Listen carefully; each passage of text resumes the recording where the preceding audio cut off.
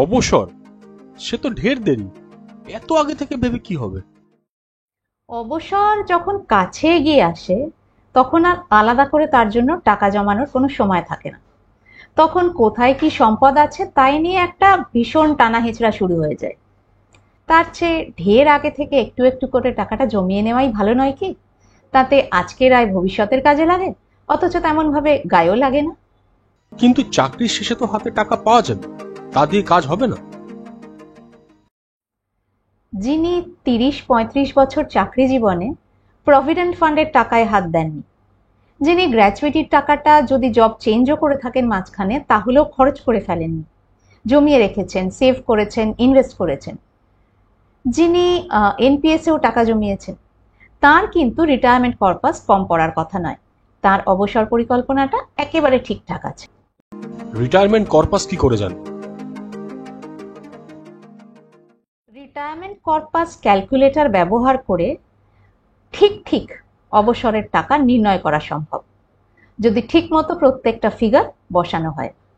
এর ফলে যে টাকার অঙ্কটা বেরোবে তা জমানো হলে অবসর জীবন নিশ্চিন্তে কাটানো সম্ভব।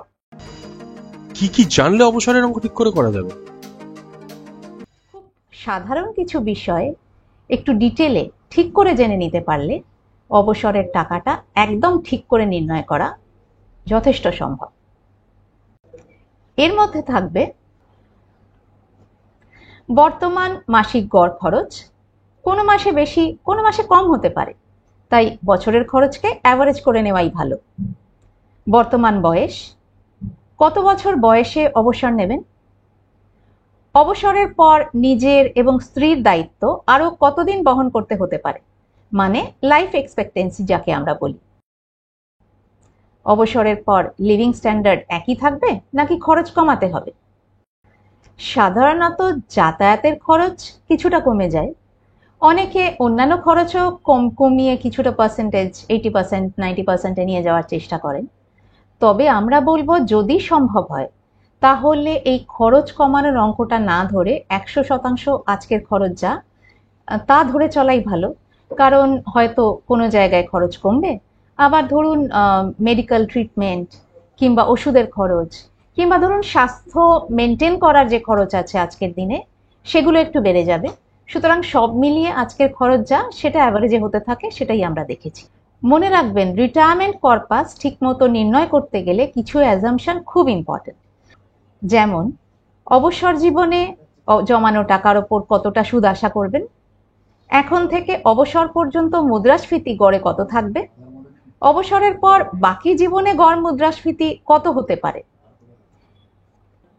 এদের ওপর অবসরের অঙ্কটা ঠিক করে করা অনেকটা নির্ভর করে। রিটায়ারমেন্ট কর্পাসের অঙ্কটা তো দেখা যাচ্ছে বিরাট, কিভাবে জমাবো?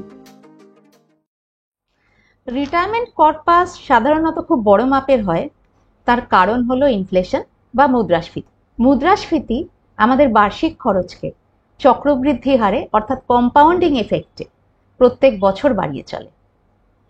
তাই এই বড় অঙ্কের রিটায়ারমেন্ট কর্পাস জমানোর জন্য আমরা এই কম্পাউন্ডিং এর সুবিধাকেই কিন্তু ব্যবহার করতে পারি উল্টো দিকে। সেজন্য এসআইপি পদ্ধতি অবশ্যই আইডিয়াল। আর যেহেতু লং টার্মের জন্য জমাবেন সেজন্য ইকুইটির ওপর ডিপেন্ড করা যেতেই পারে। আর এনপিএসে যদি টাকা রাখেন তাহলে ইকুইটি অপশনটা সিলেক্ট করতে পারেন।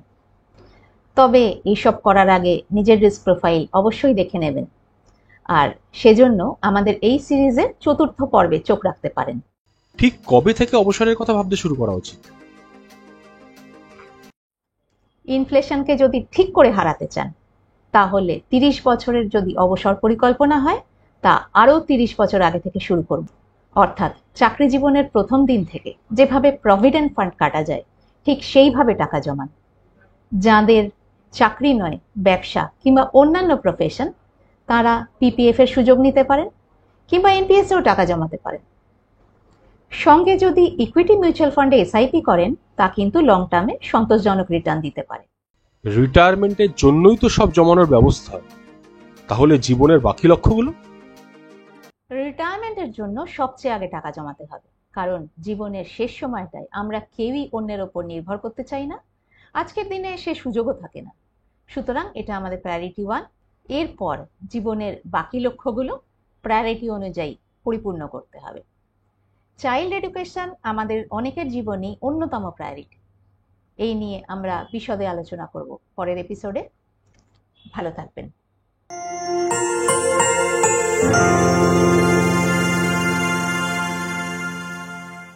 Investment in securities market are subject to market risks.